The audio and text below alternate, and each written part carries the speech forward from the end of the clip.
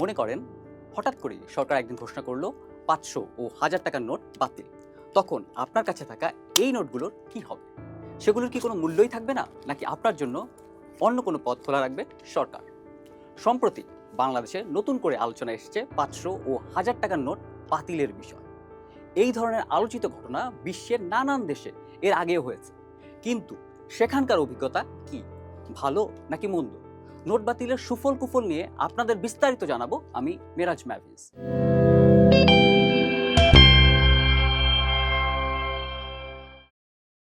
জানলে অবাক হবে, যদি এই দুই ধরনের নোট একসঙ্গে বাতিল করা হয় তাহলে এর প্রভাব হবে ব্যাপক। কারণ বাংলাদেশের প্রচলিত মুদ্রা প্রায় 92% 500 ও 1000 টাকার নোট নির্ভর। নোট বাতিল করলে আসলেই কি হয়? কালো টাকা ধরা পড়ে, নাকি সাধারণ মানুষই সবচেয়ে বেশি ভোগান্তিতে পড়ে? চলুন কয়েকটি দেশের অভিজ্ঞতা থেকে উত্তর খুঁজি। আগে জানি ডিমনিটাইজেশন বা নোট বাতিলের ঘটনা আসলে কি। ডিমনিটাইজেশন হলো সরকারের পক্ষ থেকে কোনো প্রচলিত নোটকে আইনিভাবে অচল ঘোষণা করা। তখন নির্দিষ্ট সময়ের মধ্যে সেই নোট ব্যাংকে জমা দিয়ে নিতে হয় নতুন নোট। শুনতে সহজ মনে হচ্ছে, কিন্তু বাস্তবে এটি অর্থনীতির সবচেয়ে বিতর্কিত সিদ্ধান্তগুলোর একটি। তাহলে কেন নোট বাতিলের সিদ্ধান্ত নেয় সরকার? ভারতের আয়কর বিভাগের সাবেক প্রধান কমিশনার ডক্টর প্রতাপ সিং তার গবেষণায় 5টি বড় কারণ উল্লেখ করেছেন: কালো টাকা শনাক্ত করা, জাল নোট বন্ধ করা, সন্ত্রাসে অর্থায়ন কমানো, ব্যাংকের বাইরে থাকা নগদ অর্থ আবার ব্যাংকে ফিরিয়ে আনা এবং ডিজিটাল লেনদেন বাড়ানো। আমার সঙ্গে কথোপকথনে প্রায় একই যুক্তি দিয়েছেন বিএনপির সংসদ সদস্য ব্যারিস্টার AM মাহবুবউদ্দিন খোকন।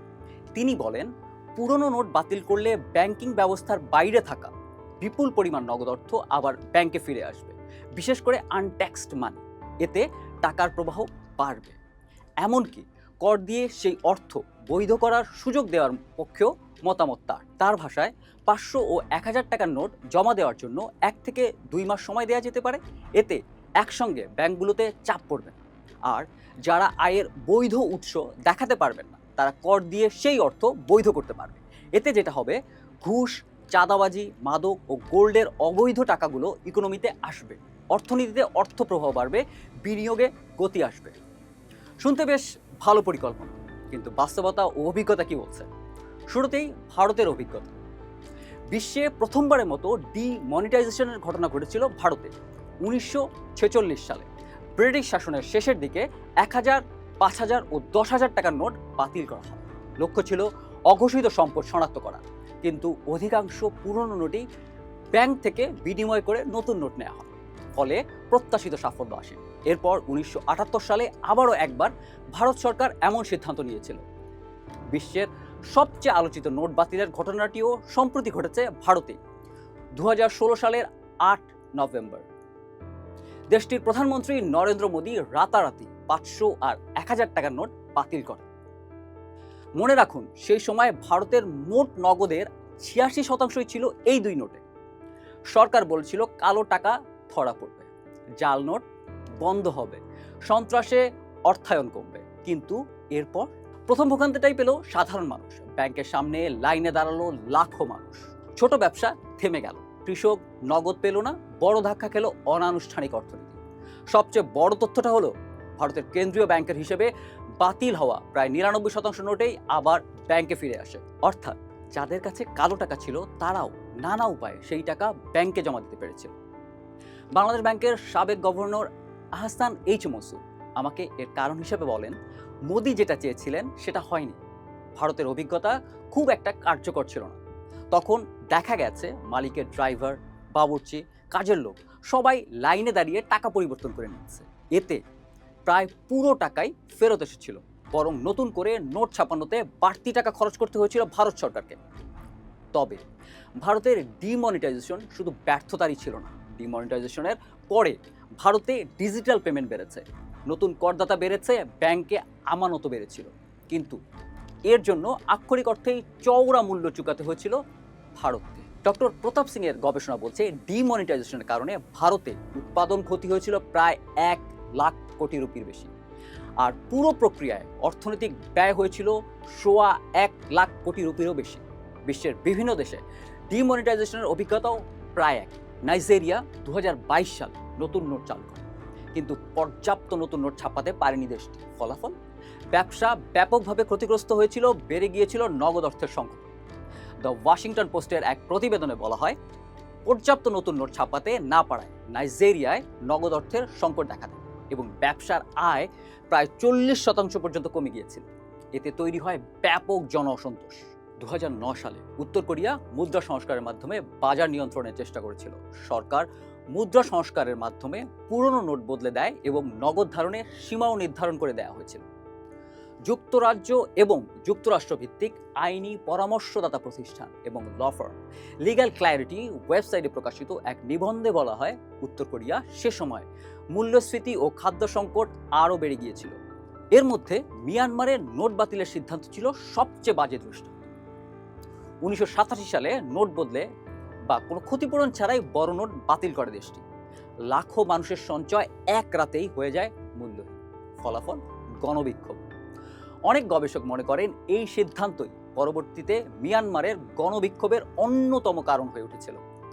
শ্রীলঙ্কাও একবার এমন চেষ্টা হয়েছিল। 1970 সালে দেশটির 50 ও 100 রুপির নোট বাতিল করে শ্রীলঙ্কান সরকার। উদ্দেশ্য সেই কালো টাকা শনাক্তের চেষ্টা আর কর আদায়ে উল্লেখযোগ্য অগ্রগতি।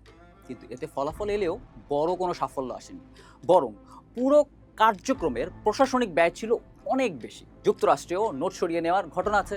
1969 সালে প্রেসিডেন্ট রিচার্ড নিক্সনের সময় 500, 1000, 5000 ও $10,000 নোটের নতুন ইস্যু বন্ধ করা হয়।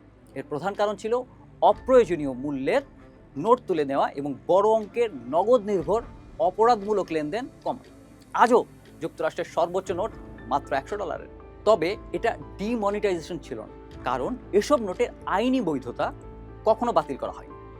ফেডারেল রিজার্ভ ও যুক্তরাষ্ট্রের অর্থ মন্ত্রণালয় তখন যৌথ ঘোষণায় জানিয়েছিল এই নোটগুলোর ব্যবহার কমে যাওয়ায় আর ইস্যু করা হবে না। এতে তাই কোনো ঝামেলা হয়নি, বরং এই নোটগুলো আজও সংগ্রাহকরা রেখে দিয়েছে। আবার ইউরোপের উদাহরণ ভিন্ন। 2002 সালের 1 জানুয়ারি ইউরোপের 12টি দেশে ইউরো ব্যাংক নোট ও মুদ্রা চালু করে। ইউরো চালুর সময় 12টি দেশের পুরনো জাতীয় মুদ্রা ধাপে ধাপে প্রত্যাহার করা হয়েছিল। যদিও এটি প্রচলিত অর্থে ডিমনিটাইজেশন নয়, বরং একটি পরিকল্পিত কারেন্সি রিপ্লেসমেন্ট ছিল, যেখানে নির্দিষ্ট সময় পর্যন্ত ইউরো এবং পুরনো জাতীয় মুদ্রা দুটোই বৈধভাবে লেনদেন ব্যবহার করা যেত। বহু দেশে বছরের পর বছর পুরনো নোট বদলানোর সুযোগ দেওয়া হয়, ফলে বড় ধরনের বিশৃঙ্খলা হয়। তাহলে বিভিন্ন দেশে ডিমনিটাইজেশনের কারণ কি, লাভই বাকি? বিভিন্ন রিসার্চ পেপারে বলা হয়, ডিমনিটাইজেশনের পর ব্যাংকে বিপুল নগদ ফিরে আসে। সন্দেহজনক লেনদেন শনাক্ত করাও সহজ হয়। ডিজিটাল পেমেন্ট বাড়ে, জাল নোট কমে, ব্যাংকের তারল্য বাড়ে। 2016 সালে ভারতের ডিমনিটাইজেশন নিয়ে করা গবেষণায় উঠে আসে ইতিবাচক দিক। বলা হয়, নোট বাতিলের ফলে তখন মানুষ বাধ্য হয়ে বিপুল পরিমাণ নগদ অর্থ ব্যাংকে জমা দেয়, যার ফলে ব্যাংকের আমানত ও তারল্য বৃদ্ধি পায়, যা আবার ঋণের সুদ হার কমানোর সুযোগ তৈরি করে দিয়েছিল। একই সঙ্গে অনেক মানুষ প্রথমবারের মতো আয়কর ব্যবস্থার আওতায় আসে, কারণ বড় অঙ্কের নগদ জমা দেওয়ার পর তার উৎস যাচাই করার সুযোগ পায় কর কর্তৃপক্ষ।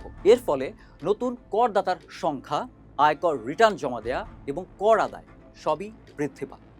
এছাড়া নগদের সংকট মানুষকে দ্রুত ডিজিটাল লেনদেনের দিকে ঝুঁকতে বাধ্য করে।